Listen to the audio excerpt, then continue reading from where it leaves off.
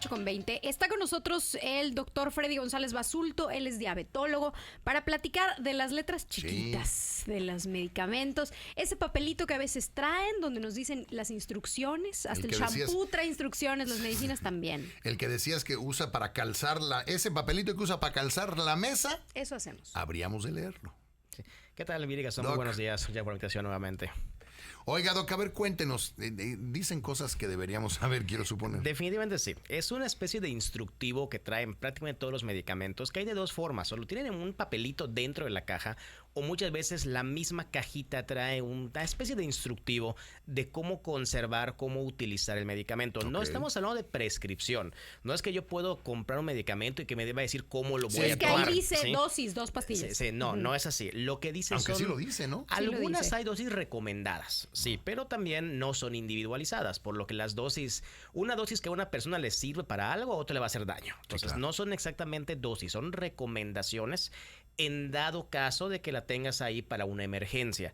Pero lo que realmente dicen esos papelitos son instructivos de cómo conservar los medicamentos, cómo utilizarlos, porque eso hay una ciencia enorme detrás de cómo se almacenan los medicamentos. Podemos hablar inclusive que hasta el color de la laminita tiene una razón de ser.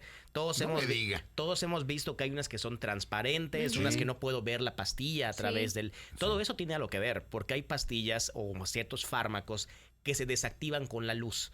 De hecho, si ustedes ven un frasquito que el algo frasquito... así como fotosensibles. Exactamente. Hay frasquitos que son cafés, hay que son transparentes, hay que son blancos. El color tiene algo que ver. O sea, porque si es un fármaco que se desactiva con la luz, voy a ponerle un empaque oscuro para que no le entre a luz. Entonces, todo eso son cosas que dice el instructivo. Aquí en Yucatán tenemos un problema grave con varios fármacos porque la gran mayoría tienes instrucciones de almacenaje. No, y dice conservar a menos de 35. Le digo, maestro, a esa temperatura amanecemos. Exactamente. Entonces, hay fármacos que sí, fármacos que no, pero que para eso sirve leerlo. Porque muchas veces tenemos medicamentos que... la clásica pregunta, ¿dónde lo guardo? Lo guardo en el refri, lo guardo en una caja, lo guardo en su propia cajita. Hay gente que abre las pastillas y las pone dentro de pastilleros. O sea, eso se puede hacer, pero no puedes almacenarlos por un mes entero. Hay ciertos días en los que puedes tenerlo fuera de su empaque. De lo contrario, se pueden dañar estos medicamentos. Mira. Ahora, las letras chiquitas de las cajas a veces asustan. Porque hay algo que dice, efectos secundarios. Calvicie. Muerte del paciente. O sea, es que a veces pasa. Sí, hay que tener cuidado en esas frases, ¿qué es lo que significa? Porque hay ciertas cosas que hay que tenerlas de ley, que la norma oficial mexicana dice que tiene que tener una cajita indiferentemente de qué fármaco sea. Por ejemplo, todos van a decir que no consumir el embarazo en la lactancia. ¿Sí? Y hay fármacos que se pueden consumir el embarazo en la lactancia. Sin embargo, para no llegar a un momento de sobremedicación, tienes advertencias en las cajitas. Por otro lado, esas letras chiquitas que vas diciendo de que efectos adversos o consultas o médicos si se presenta tal situación. Hay ciertos aspectos que son causalidad, otros que son efectos adversos, efectos colaterales, que son cosas más técnicas, y otras que son asociaciones.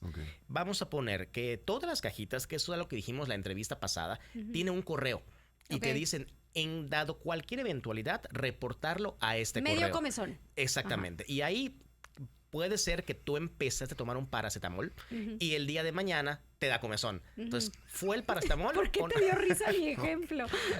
¿Fue el paracetamol o no fue el paracetamol? Entonces, eso, la obligación es reportarlo. Siempre se debería de enviar un correo a eso. Me dio comezón tal día. Yo tengo una duda. ¿Por qué no nos dicen, o si nos dicen y nada más no lo he leído, los medicamentos que dan sueño? Porque eso a mí me parece peligroso, ¿no? O sea, que te tomas 2 loratadinas y de repente andas con un sueñito. Eso es que en teoría las loratadinas se llaman antihistamínicos. Son medicamentos para la gripa, para la alergia, para situaciones. ¿Sí dan sueño o es mito? Teóricamente, la loratadina no. Es que entre los mismos fármacos hay generaciones. Hablando de los antihistamínicos, los de primera generación dan sueño. En teoría... Cuando dicen primera generación es que son muy viejos. Exactamente, exactamente. Luego alguien encuentra una modificación que se le hace a la estructura química y sale la segunda generación. Y esos por procesos fisiológicos ya no dan sueño.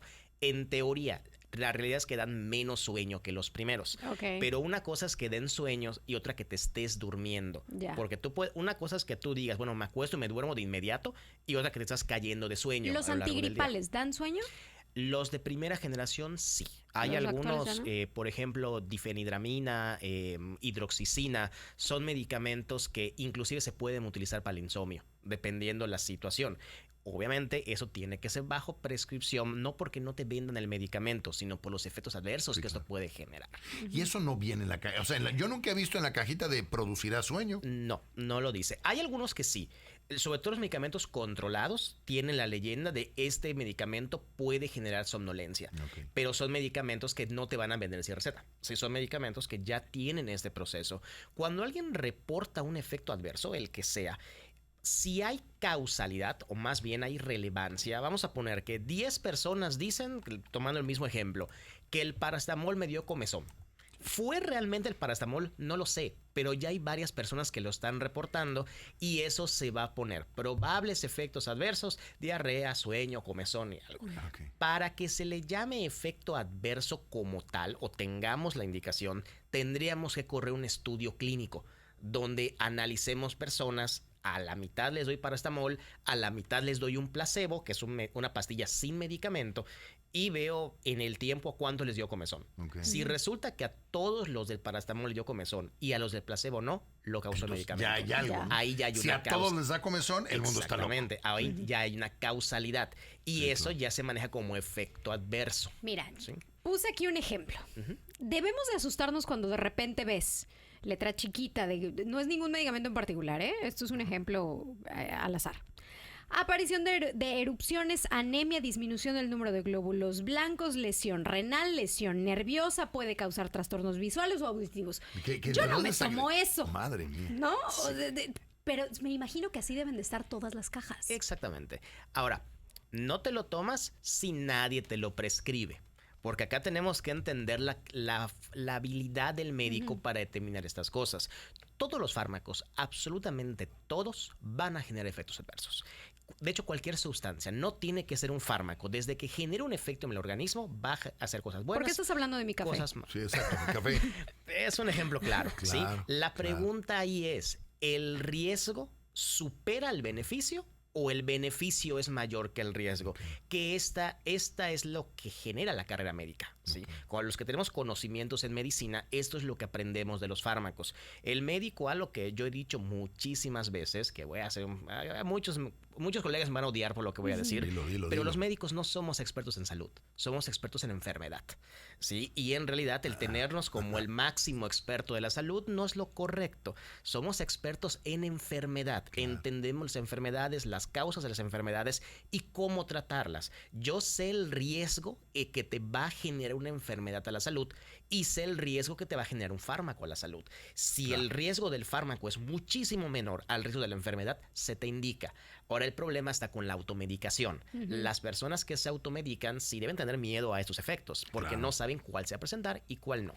Hablando de los que dices, que te genera anemia, te genera, inclusive hay muchos que dicen, se asocia a riesgo. Lesión renal, lesión nerviosa. Todo eso no quiere decir que te va a pasar. Quiere decir que ha habido casos que se reportan que sucede.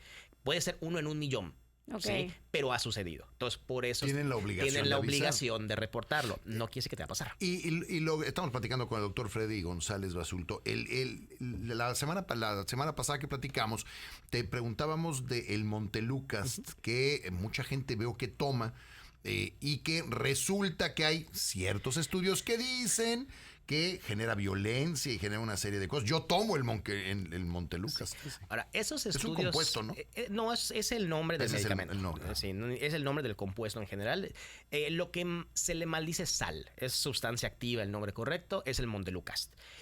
Sí hay asociaciones, que es lo que estamos diciendo. En algunos casos se ha reportado de niños a los que les genera depresión, que les genera alguna especie de violencia, trastornos de atención. Hay muchos procesos que se han asociado. Ahora, hay que decir que ya se han corrido estudios clínicos específicamente de Montelukast y ninguno ha dicho que sí o no. O sea, eso significa que muy posiblemente que sean... quién sabe, ¿no? Sí, Necesitamos más estudios. Eso es lo que les encanta decir a los científicos. Lo que pasa es que cuando corres el estudio, hay algo que se llama causalidad, ¿sí? Y hay estudios de significancia estadística, que he escuchado que hay estadistas que vienen aquí a hablar de eso. Sí. Yo puedo tener que tengo tal enfermedad y tal fármaco. Cuando corro un estudio estadístico, me dice que no hay asociación, ¿sí? Sin embargo, en eso yo leo que sí pasó. Entonces, aquí es donde entra el juego de la observación, porque hay muchos factores que no logras dominar en una investigación. Que el sesgo de observación del entrevistador, la persona no está en una jaula 24 horas cuando está en un estudio, está haciendo su vida diaria. Entonces, hay muchos factores que no puedes determinar, pero la estadística te dice que no fue el fármaco. O sea, los estudios que se han corrido no demuestran causalidad directa. Eso es importante. Ahora, como lo dice, ¿no? Lo que hay que evitar en la medida de lo posible es el estar consumiendo medicinas cuando no se necesitan y sobre todo cuando un doctor no la receta, porque somos muy dados al autorrecetarnos. Todos tenemos nuestra canastita de medicamentos en la casa. Sí, tenemos que hacer algo con eso. Yo me acuerdo por ahí de 2008 cuando se pasan los antibióticos dejan de ser venta libre y requieren receta, hubo gente que compró su stock de antibióticos. Imagínate. Sí, no lo dudo. En el proceso de que qué tal y sí. Sí, entonces son cosas que no es que sea malo.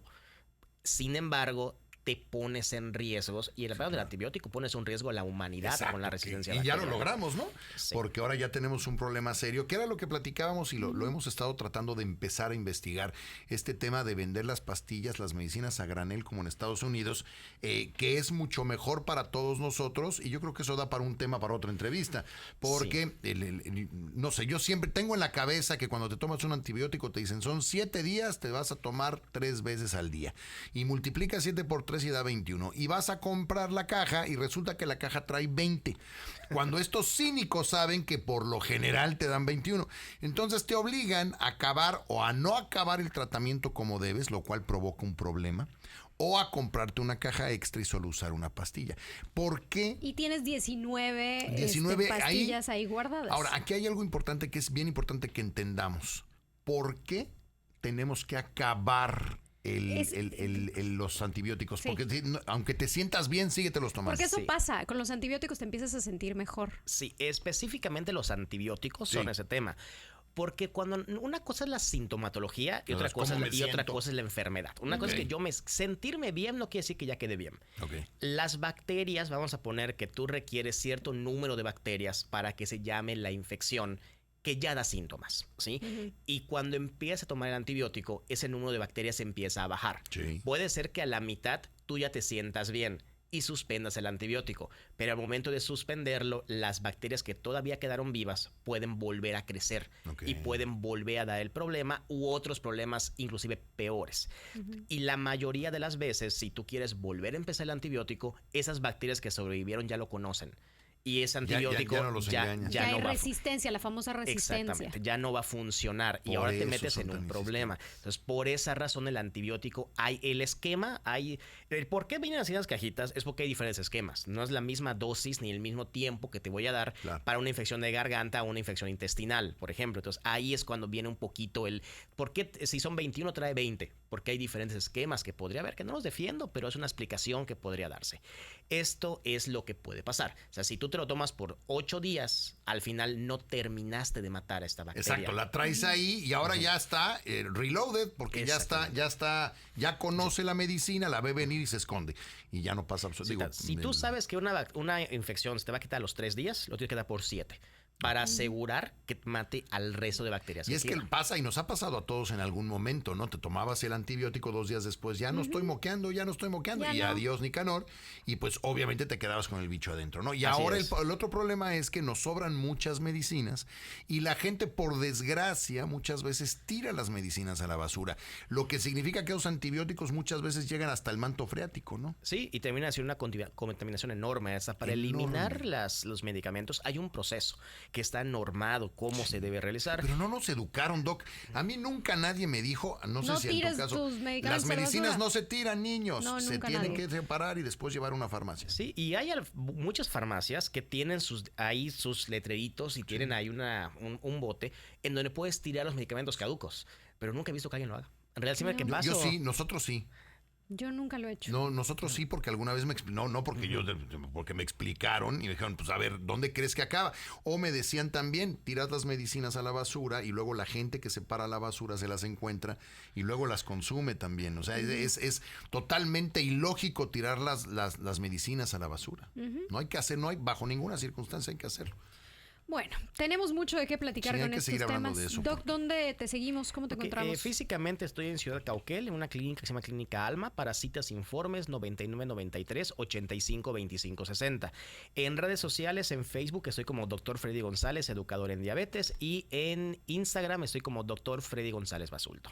Doc, pues muchísimas gracias. Al Seguimos contrario, platicando del claro tema. que sí, cuando gusten. Bueno.